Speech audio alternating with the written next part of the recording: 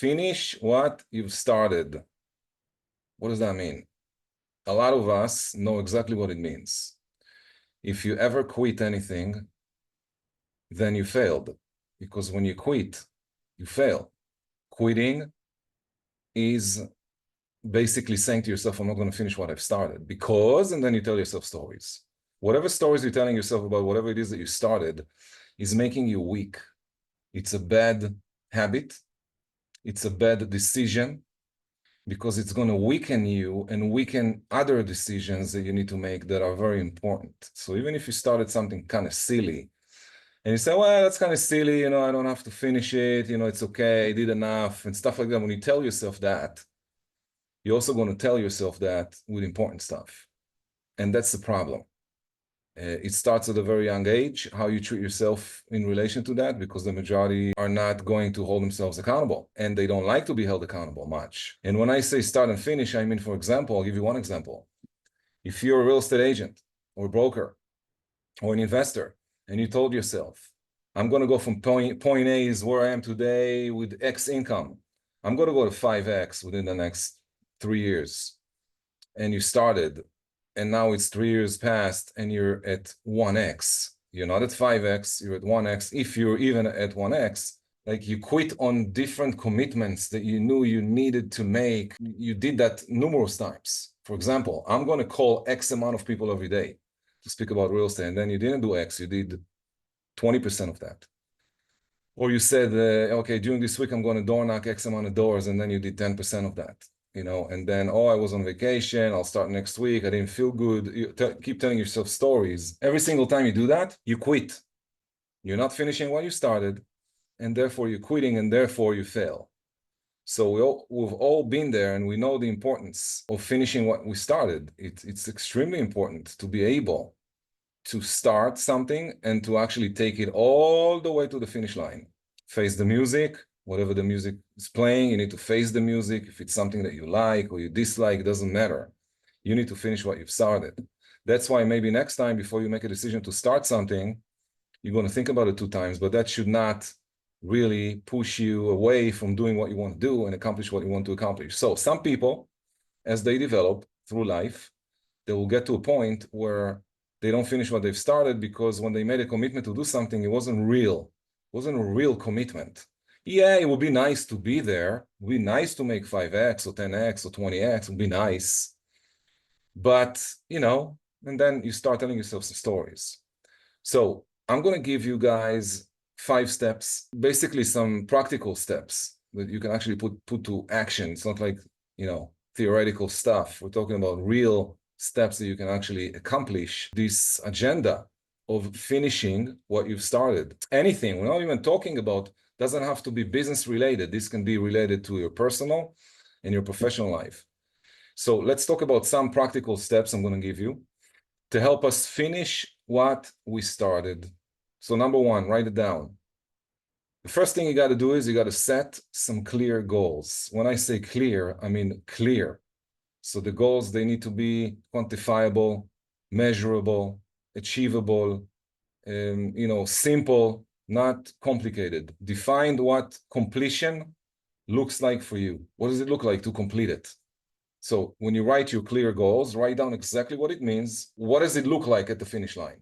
When you write goals, I highly recommend you to write goals for your personal and professional life. You want to cover all areas of life, okay? Physically, emotionally, mentally, spiritually, financially, business-like, relationships, just you name it.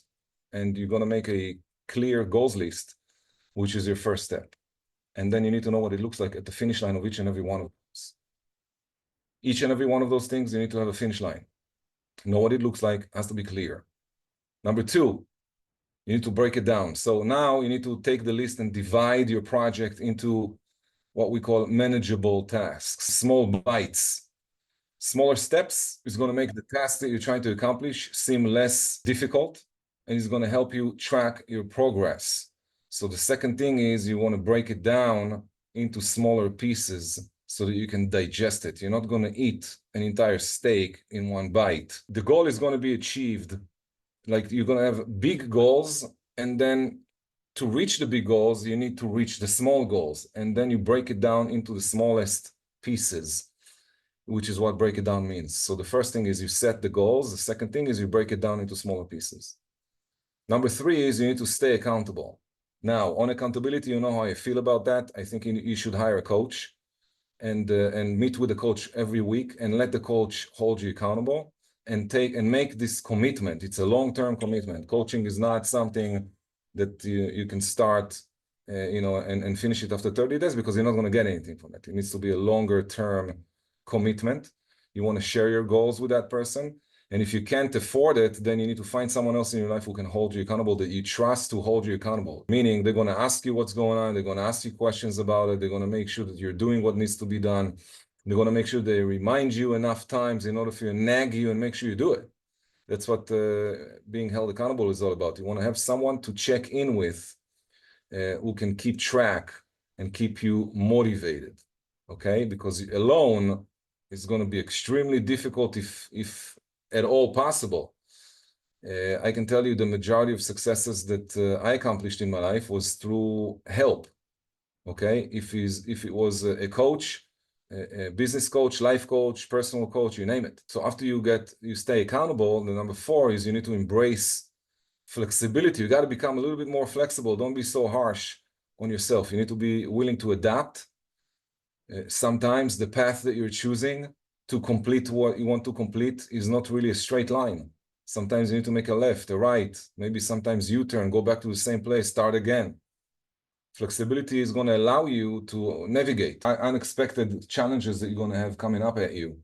Stuff that you never thought about before can show up, and then you need to know how to maneuver through it, okay, without losing sight of the goals, which is what you wrote in number one. So if you have set goals and you break them down and you're staying accountable and you embrace flexibility and you allow flexibility in your life, it's going to be much more achievable for you. And then number five, which is extremely important and most people skip this step, is celebrating milestones, celebrating small successes. Don't wait until the end to celebrate. You need to acknowledge, you need to reward yourself for the progress that you're making.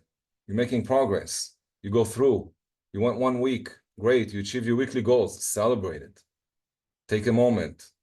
Do something to celebrate. You achieved your monthly goals. Great. Take a moment to celebrate that every quarter, every 6 months, every year, and on and on and on. You need to celebrate your successes, and that's going to keep you to finish what you've started. If you're not on track to finish what you started, you are on track to quit, okay? And quitting is not an option. That's another thing you got to do. You need to make a decision.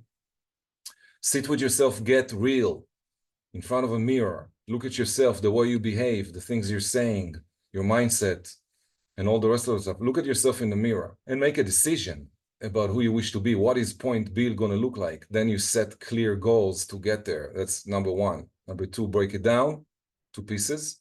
Stay accountable. Number three. Number four, embrace flexibility. Number five, celebrate milestones.